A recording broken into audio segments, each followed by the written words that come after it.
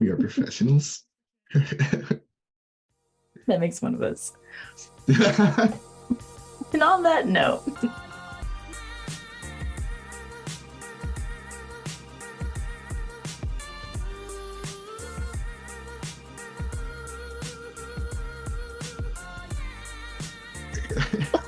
welcome to an episode of 22 at the Libs. This is the podcast from healthcare providers, EMS providers, to anybody and everybody in between. And like I've said before, whether you work in EMS, whether you work in the hospital setting, whether you are the custodian, we appreciate them exponentially. Or you are the random bystander who just happened to stumble upon this setup. Thanks for being here. I appreciate it. Today, I have with me Josh. I'm not going to say his last name. He asked me not to. It's like this whole, he wants to stay anonymous kind of thing. I don't know. Just kidding. So, Josh has a vast experience in EMS. He's been in EMS around 5 years, and it's very versatile. It's not just like some of the people I've had on, just working as a paramedic or just working in one specific area. It's extensive. I'm going to have him kind of talk about it a little bit, but he is a medical instructor for TACMed, and we're going to kind of bring that up. He is what would you say you are, like the image of pneumatic clinician, or like what would you like to be introduced as? Yeah, I just nomadic condition is it's really started as my personal IG account.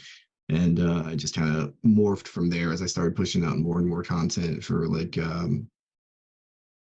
I guess lay people medical education, and then within the EMS circles as well. So really it's just that's just my IG handle. It's not really anything. I mean, it's not like a company or anything, It's just like a nickname. Can we call it a nickname? But it's not. Don't call me that. So part of the nomadic clinicians also experience. No, I'm just kidding. He's obviously, like I said, he's worked as a paramedic, as an FTO. We'll dive into that. He's not worked. Sorry, editing people. He served in the Air Force, worked in areas of law enforcement and security, and also for the agency I work at, he was a CCT medic during the times of the COVID. And I do want to dive into that. So a couple of little things, nothing too crazy. But Josh, if you want to introduce yourself, tell the people who you are, what you stand for. The floor is yours, my guy. Great. First, thanks for having me on here. This is actually a really cool, huge honor. But yeah, so my name is Josh. I am a paramedic. Like you said, I've been doing it for about 5 years. I have an Instagram that is Nomadic Clinician, where I put out a bunch of medical content and get into arguments with people in the comments half the time. But we try to keep it very wholesome and civil over there.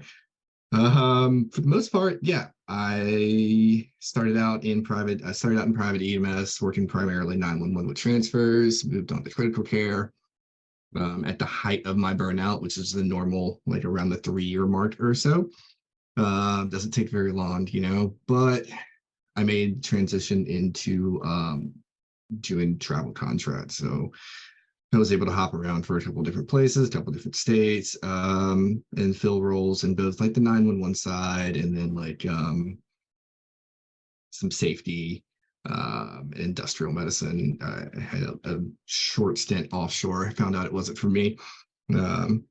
Offshore referring to the oil and gas, for anybody that's not super familiar with the Gulf Coast industries. But yeah, now I still work PRN for a 911 service. We are municipal for the most part, third service, and also hospital based. And then I teach for a company called Orion Training Group, and we teach TACMed type courses, and then general medical preparedness type courses. And I think we'll dive into that some at some point.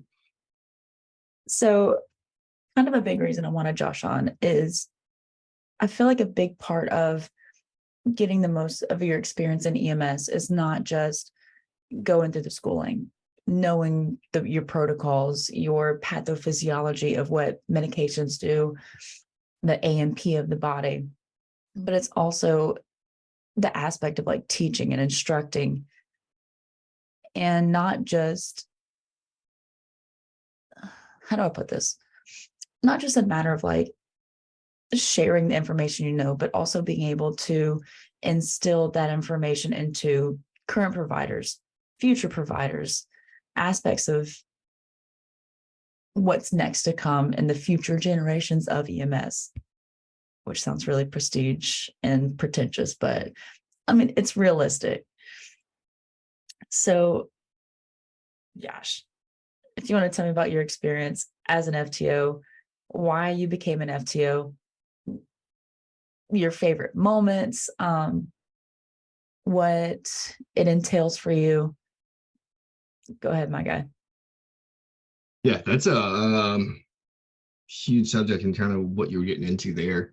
I think teaching for anybody that wants to grow as a provider in general, or regardless of your field, like being able to teach your craft is something that that's how we display mastery, and that's how we know that we've gotten to that point. Is it goes back to the whole like watch one, do one, teach one concept, where that's how I know we have an understanding level. So if I can show you something and you can teach that back to me, I know you got it. I know it's clicked. For me, moving on to FTO, that was it was an area that I knew I already liked when I was in the Air Force. As an NCO, I got to spend a lot of time like teaching troops and like going over different stuff and kind of like molding and guiding these like young airmen. And as a paramedic, I and I think just in life in general, I'm normally looking for that next step, right? So like I finished paramedic school, I did that for a while. I kind of hit a bunch of like calls on my checklist that I wanted to do. Like I've done these things, and it's like, what's next? And they had FTO openings. I did that, and it was actually like a really, really like good experience for me as a provider and as an educator, just because like you have to learn how to educate different people. Obviously, you can't teach everybody the same way. That was a big thing that we learned in leadership school and stuff like that. But along with that, it makes me stay on top of my game, right? Because like that's the worst thing in general is like somebody asks you a question, you're like, I don't know. I don't know the answer to it. Like, so you've got to admit it. You've got to be able to say like, I don't know, and I'll find out the answer for you. But at the same time, like, I don't want to be that guy. So like becoming an FTO was very, very fulfilling in that. For one, I'm getting to interact with students. I get to actually like teach, and also like it keeps me just on top of my craft, which is like a young medic. But I would still consider myself like a pretty like inexperienced medic as far as like time wise goes. It's just so helpful, so helpful. I can't think of any like big moments. I know you asked about it offhand. There's just so many of them that like you see it click. When I did work for the private EMS company, we had naval special warfare students that would come work in our area right on trots. And I remember those guys, they're just hammered going through paramedic school with information. And basically they go from like zero to paramedic in about an 8 month time frame, because they go to school every day, and the instructors are able to just feed them information. So they get on the trots, and they're really still mastering like their EMT skills along with their paramedic skills. And I had a patient that was kind of out of it. I was actually on a transfer, and the patient was laid back and snoring. And I remember the student asking about it, and I was like, yeah, this is a really good example. Like, let's just reposition this guy's head so everything's in line. And like the snoring stopped, and you could see it click, right? You could see like, oh, like that's opening an airway or whatnot. And it's all those little moments. There's nothing like huge with it. It's just those little moments of like seeing the light come on that really sells being an FTO. One thing I think is super commendable about being a teacher in general, as a former English teacher in a high school, um, it takes a lot of patience, and not everybody is made to be an FTO, because it's hard whenever you know the information, and sometimes it's like those little things. And like, I've caught myself whenever I was teaching, and sometimes like on the truck with former partners and stuff, just kind of having that moment of like, you should know this. Like, it's not that hard. And so being able to Mm-hmm. take that information and take your experience as your own provider, and I don't want to say dumb it down, but like you said, kind of mold it into that individual's learning style. It takes a lot of effort.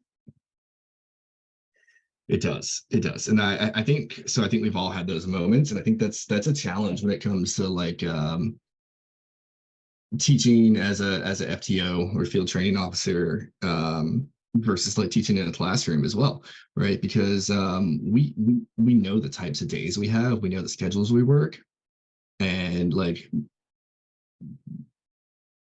when I'm doing this full time, and like especially like when I was newer, um, like there were times when I had like a very short temper, especially when it comes to stuff like that. Like would like why can't you put the sheet on the cot the right way, right? Like why why did we not like restock these things? Like it's little stuff, but like um and more so with like partners and students, because you have your FTO face as well, right? You know you have a student, you want this whole thing to go well for them, so you kind of put on that face. But like with partners, there were times when like I know I absolutely like blew up and like lost it over things that I had no reason to lose it over most of the time.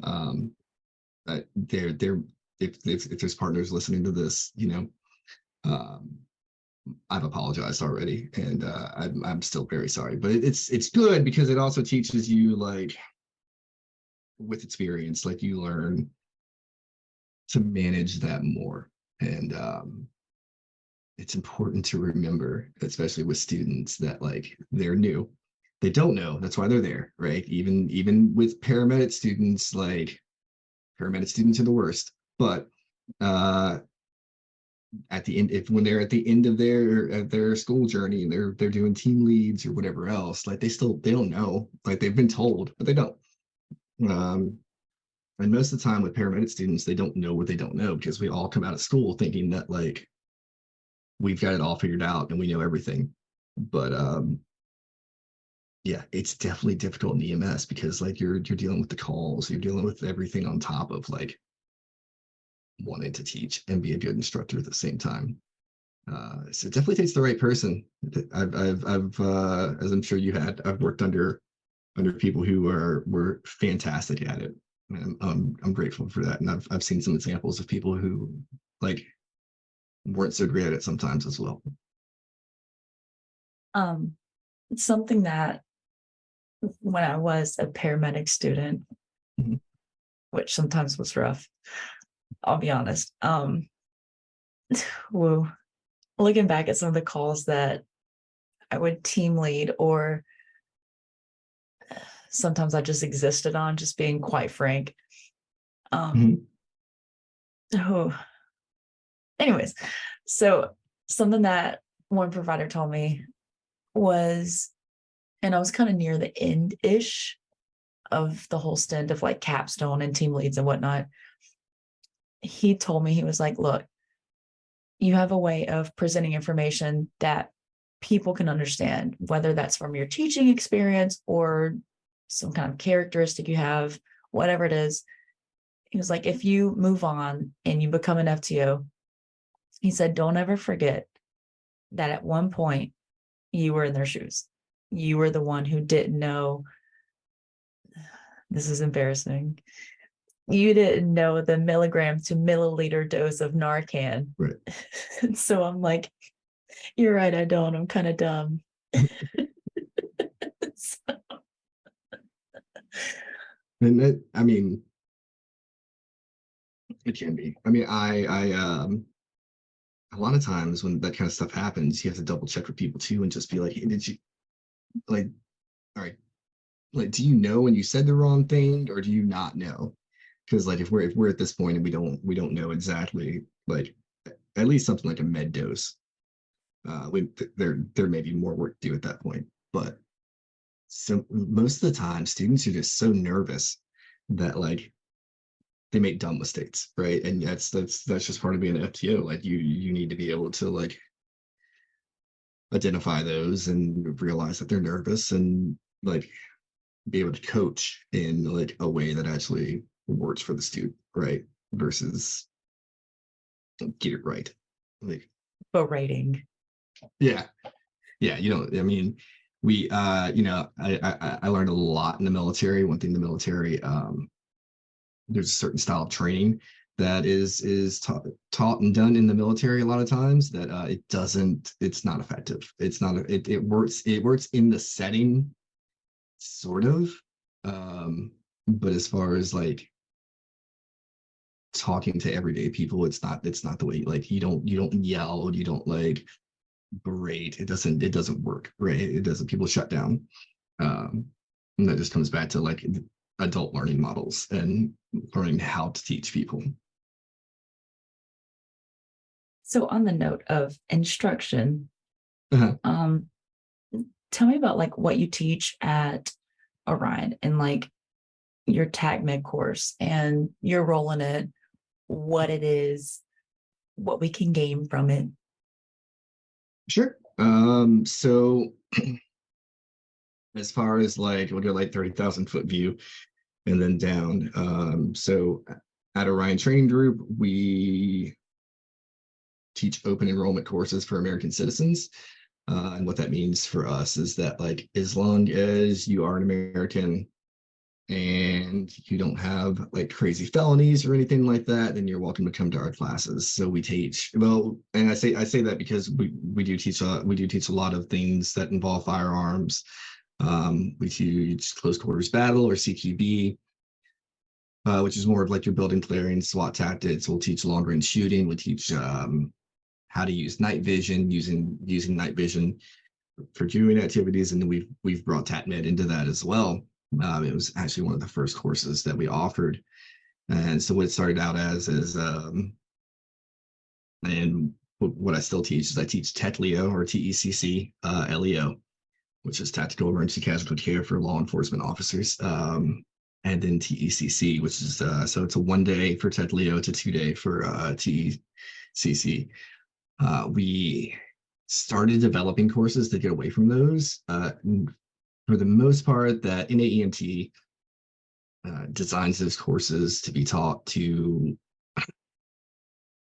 law enforcement officers and EMRs for the 1 day, and then the 2 day. I think EMTs, at least EMT basics, can understand everything that's involved in those courses. They're really designed for paramedics, so I don't limit who can come to my course, and an AEMT would like prefer that you did. So it's like I do open enrollment. You don't have to have a medical like license or certification to come to class, and it's kind of how we started getting into the homebrew thing. So they're really like based around the same area. When I talk about the homebrew classes, it's you know really we've taken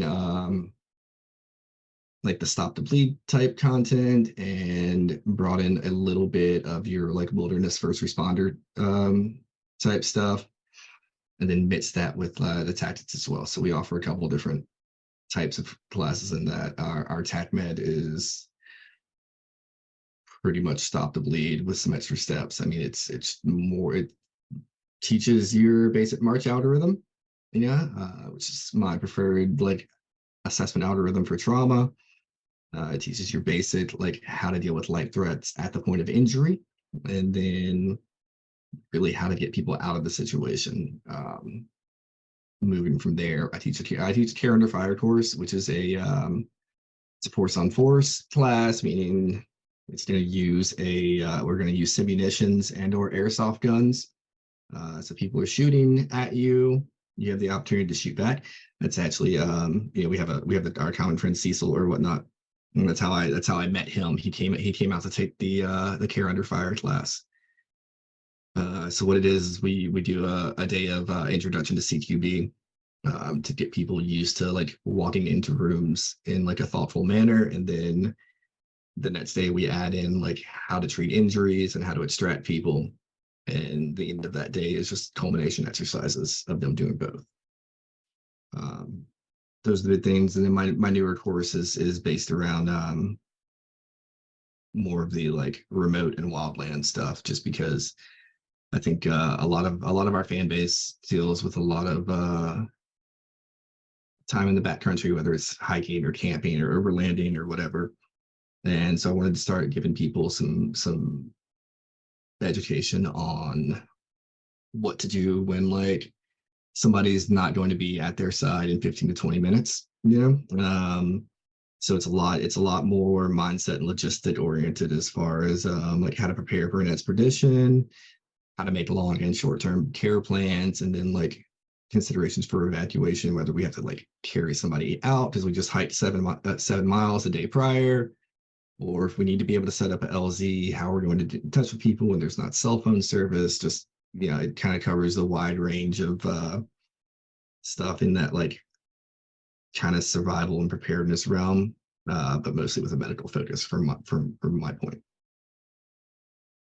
And I think it's super cool because even though like we're called first responders, 9 times out of 10, like in that wilderness setting or like Right. y'all's combat fire and stuff like that, there's already somebody there.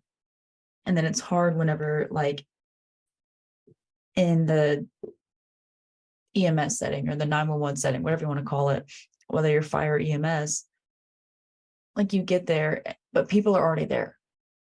And so that ability to provide, I wouldn't say just basic education, but like awareness and the what to do when aspect could literally be life saving, rather than like we get there, we have to do the whole assessment, we have to do the whole scene safety, we have to do like if things are already put in place, it makes our job easier, but it's also way beneficial for the patient.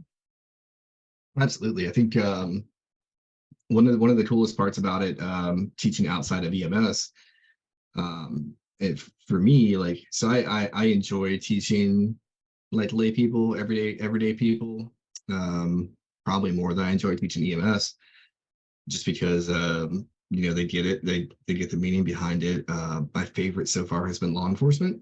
I was able to work with a local police department for a while, making sure everybody got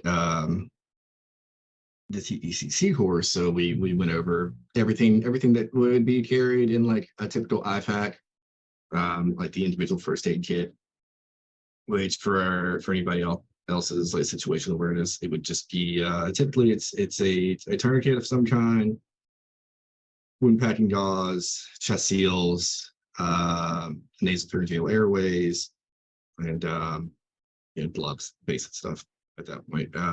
So we go over how to use all of these things, and I every class I taught at this police department, like within a couple of weeks of teaching it, somebody was able to use those adjuncts, right? Like so, we had shootings where people applied chest seals before EMS showed up. We had wrecks and accidents where people were able to apply tourniquets, and like literally like 5 or 6 different officers have been able to like save somebody's life because of these courses. And that's huge, especially from an EMS standpoint. Like if it's a violent event or something, like we know law enforcement's going to beat us there. Like they're going to be there in time, and we know like if somebody's hitting a major artery, like how long it's going to be before they are like not recoverable. So it's absolutely huge, and it's been so rewarding. Especially plus during the classes, I get to make jokes about them giving way too much Narcan all the time, and talk about how to like identify the difference between an overdose and a diabetic patient. So like super fun times all the way around, honestly. I'm glad you said that because I was absolutely going to bring it up. Yeah, 100%, 100%. We still, it's joke, but it's not. Yep. I love getting on the scene of an overdose, quote unquote, sometimes. Hmm. And they come out with like the little nasal sprays. One time it was 3 of them. And they're like, the Everybody's got it. patient's still not waking up. And I'm like, yeah, they're kind of having a stroke. No wonder they're not waking up. Woo. Appreciate our officers out there, but and sometimes they just don't know better. Can't get mad at them every time. Right. Yeah, I think that's pretty much like everything about the courses that like Orion teaches, though, for us anyway. Um, I'm actually like uh trending away from all of the stop the bleed, like point of injury stuff. It's absolutely like vital information for somebody that doesn't know it, and is like literally life saving. But I really wanted to get into like as I progress as an instructor and a medic myself, like I really want to teach more like prolonged field care and like extended time with the patient type stuff, because I find it really, really interesting. And I think it's very likely for like people who spend a lot of time outdoors or anywhere else. So speaking of versatile settings, um, tell me about your time as a contract medic. For the people who don't know, like what is that? What are the pros and cons of that versus um in my case at least signing up for an agency where you have a sign-on bonus and you sell Right, your soul for a couple of years. Not that I mind it. right, I love the right. agency I work at, but traveling would be cool. So talking about pros of travel contract work, this signing bonuses are normally like your monthly salary. It's crazy lucrative as far as like that side of it goes. Not probably not my biggest takeaway from it, but it's definitely like one of the pros is that like it is you are paid very, very well for what you do. And with that, you're expected to perform at a certain level and for a certain amount of time for it. I would say like travel contracting saved my career, right? I like doing 911 full time to the point where like working in a busy area, uh, it it just wore on me to the point where like I didn't enjoy it. I didn't enjoy going to work. I didn't enjoy, like I could feel myself like losing that empathy and everything else for people, because I was like literally like the same thing that I'm sure lots of people do, but like I could name half my patients before I got to the scene. And like pretty much like hopping out of the truck being like, hey, so and so, like, what do you want today? Get in the truck, let's go to the hospital. Like, um, and it's not the place you want to be as a provider, right? Like when we talk about empathy and everything, but like when you lose that empathy and like it when you're at that level of burnout, you're not doing thorough assessments, you're missing things. It's not where you want to be at all. And I was there, I knew it. I was looking for an out anyway. And this is I don't know, 21-ish.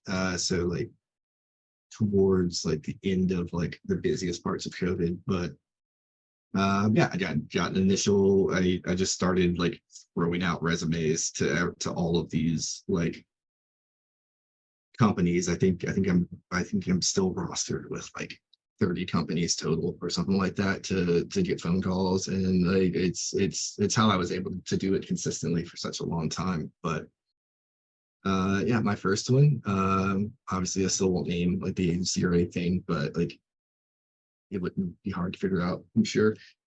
So my first contract was in the Virgin Islands, which was pretty fortunate because I was planning on taking a contract in Iraq at the time and going overseas, and I got this offer in the Virgin Islands that was paying pretty much the same thing as I was going to make in Iraq as a like security professional slash paramedic.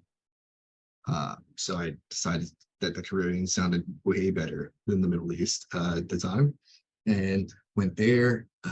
Ended up being just the best thing as far as working in a system where there's like two trucks total. Like we ended up starting the third truck during the course of this whole thing.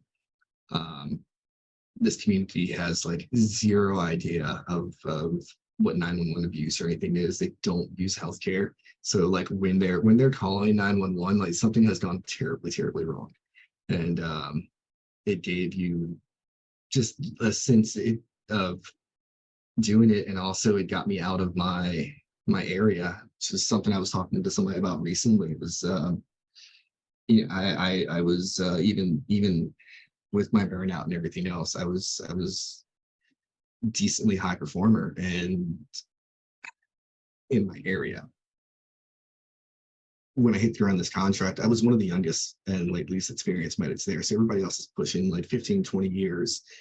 Like as a medic, they've worked in the contract world for a long time. This is like very early in the travel phase, like really got started. So everybody there was just such a giant breadth of experience in all these other areas, and it was very humbling to be like, oh, I'm like in a much larger pond now. So like I am a small fish once again. Um, and from there, it just kind of kept rolling. Like that was probably one of my primary contracts was in the islands, going back and forth, just because of how much I enjoyed the community. I got a chance to work out in Oregon for a bit, which is a very cool system, working on a reservation in that area. Another community that was just very in need, and like you actually feel like you're making a difference at that point. Um, Outside of that, a lot of the other stuff was just filling in for like staffing crises and whatnot. So like time in California. I'm sorry for anybody that's listening from California. Y'all's protocols are extremely limiting. It's like to the point where like they were time like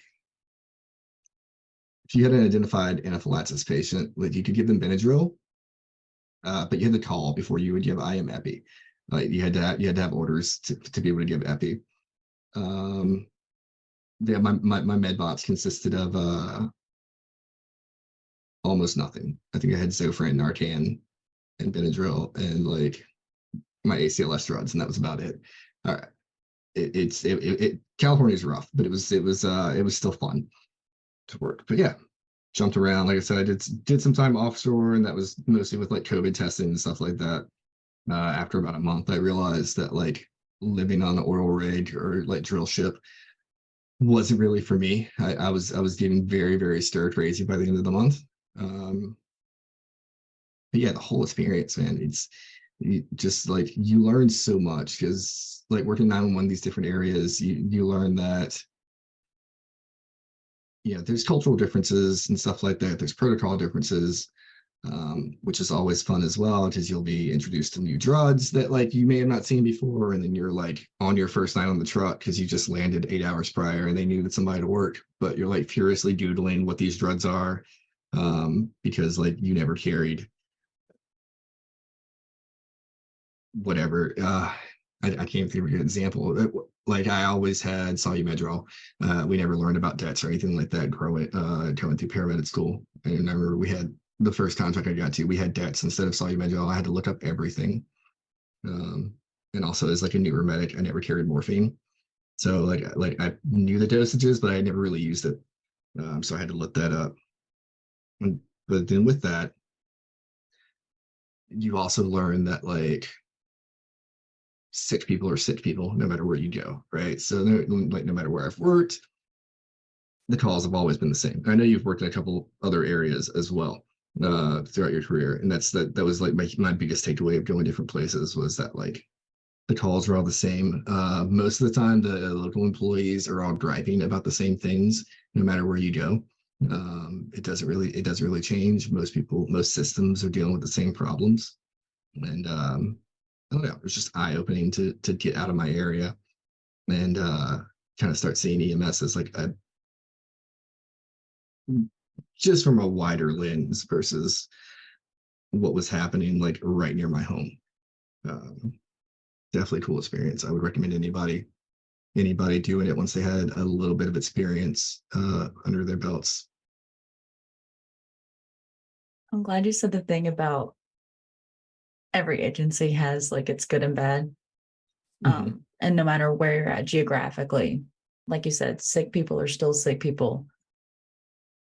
Something my first partner in EMS told me, because we worked at that agency together, obviously, but I Yes. always talked about a municipal agency um, in the state of Louisiana that like I drooled over. I thought it was the coolest thing ever.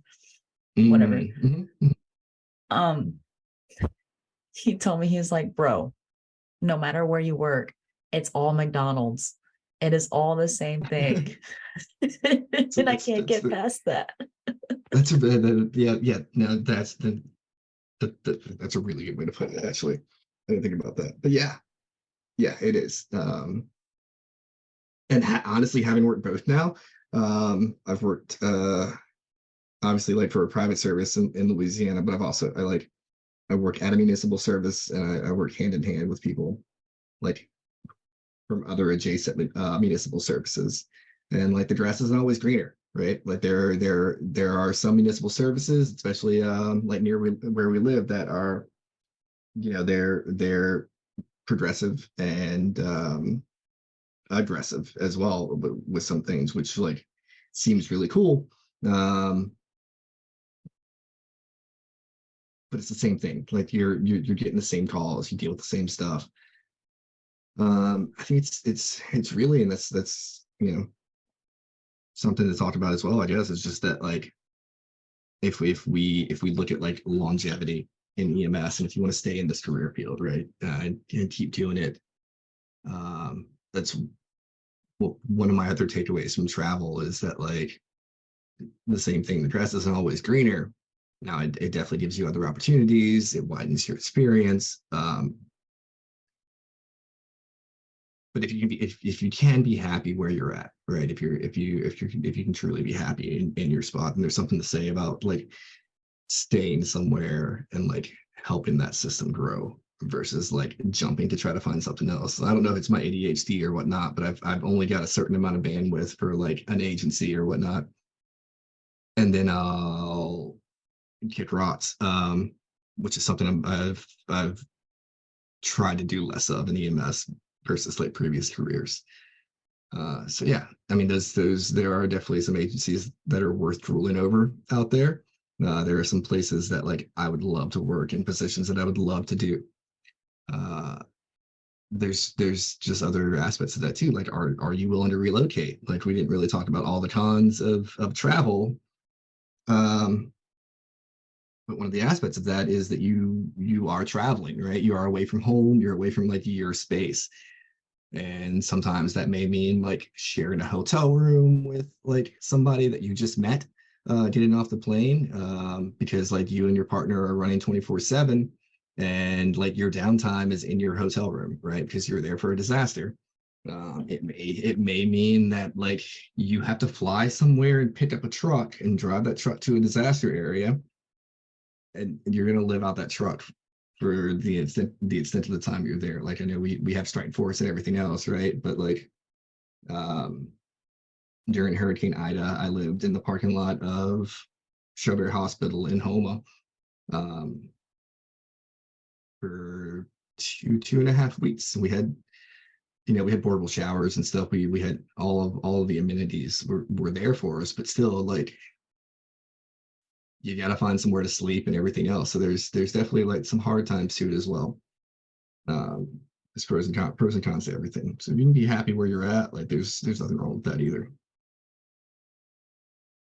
I've never done travel contract EMS style. Kind of like you brought up, I have worked in geographically different agencies. Mhm. Um, One thing that I used to like, I don't like anymore, are the deployments where you sign up for whatever, like natural disaster or things that are going on Mhm. I signed up for one where there was like our sister agency, whatever setup was going on. Not going into details of where I used to work, but RIP. So That's we not the initials. literally what? That's not their initials. No, might as well be. So we we went to we went to a different state, different city, and it was us and like two other crews, and we just helped out with their call volume because it was so extensive. But for these big deployments, I think it was Hurricane Laura or I don't remember, whichever one hit Lake Charles. Mm. It was my very first deployment, and I was very, very green. So I'm pumped. I'm like, yeah, we're going to go do cool things. We're going to rough it up. And they were warning us, like, you're going to be in an ambulance for 1 to maybe 3 weeks. And then you Yeah. might get positioned to somewhere else. And I went in with like that green mentality, super excited. After about day 3, I was done. I was so done. I just wanted to go home. I wanted an Right. actual shower. I wanted an actual meal. I got tired of figuring out how to maneuver like from the passenger seat or the driver's seat of the ambulance, wearing a C collar or doing like head blocks taped to the headrest.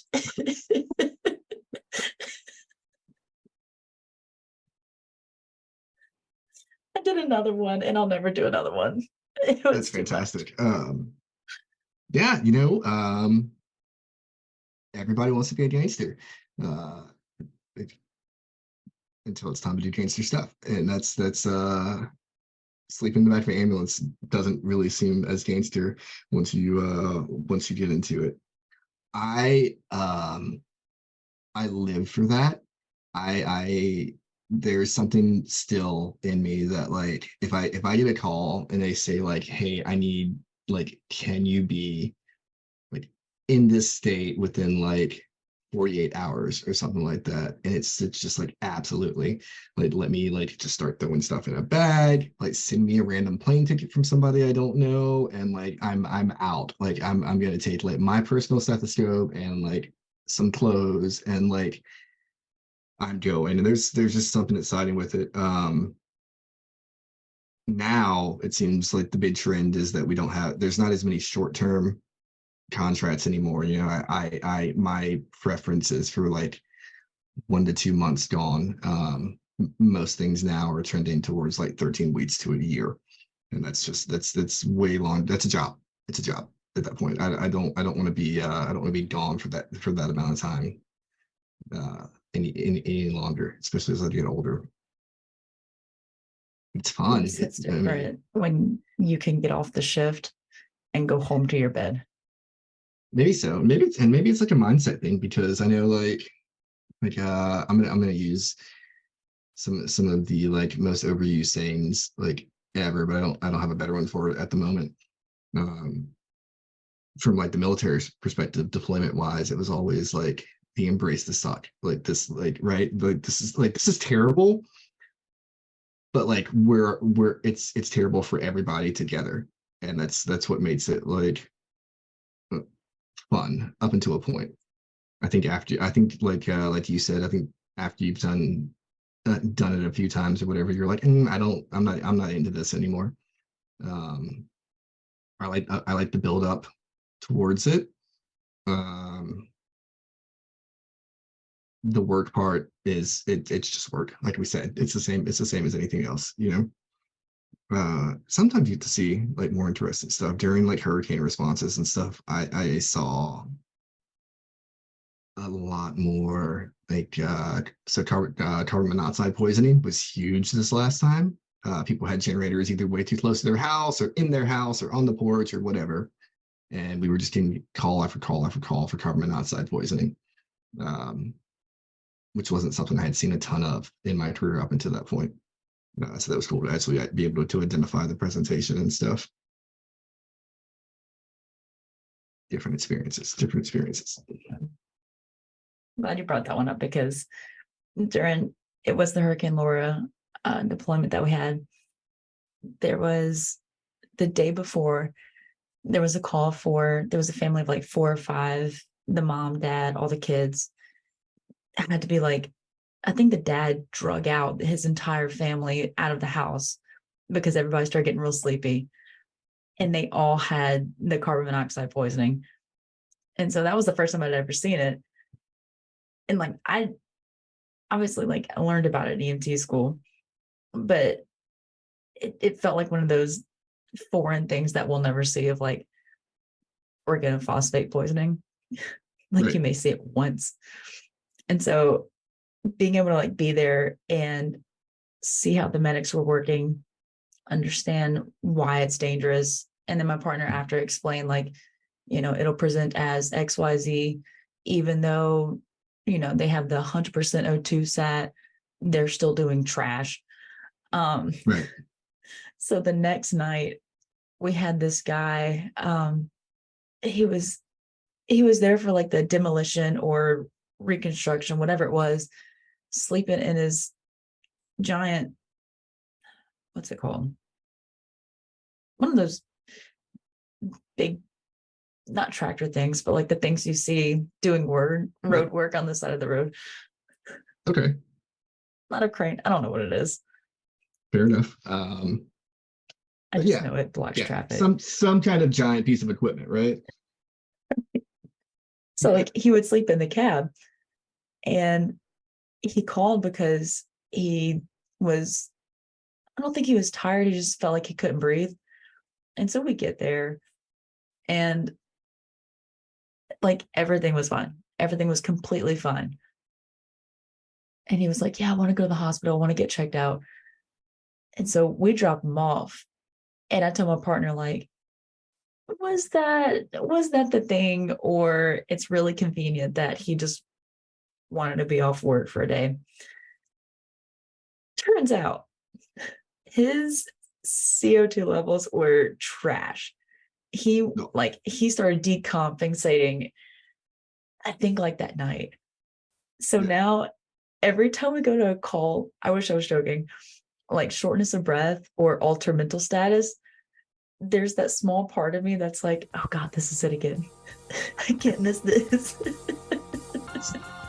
The 22 at the Lips podcast is designed to support, not replace, the relationship that exists between a practitioner and his or her medical director. The views and opinions expressed in this podcast are those of the host, guest, and not necessarily of Master Medics. The information provided during this podcast is intended for educational and informational purposes only. It is not a substitute for your approved protocols.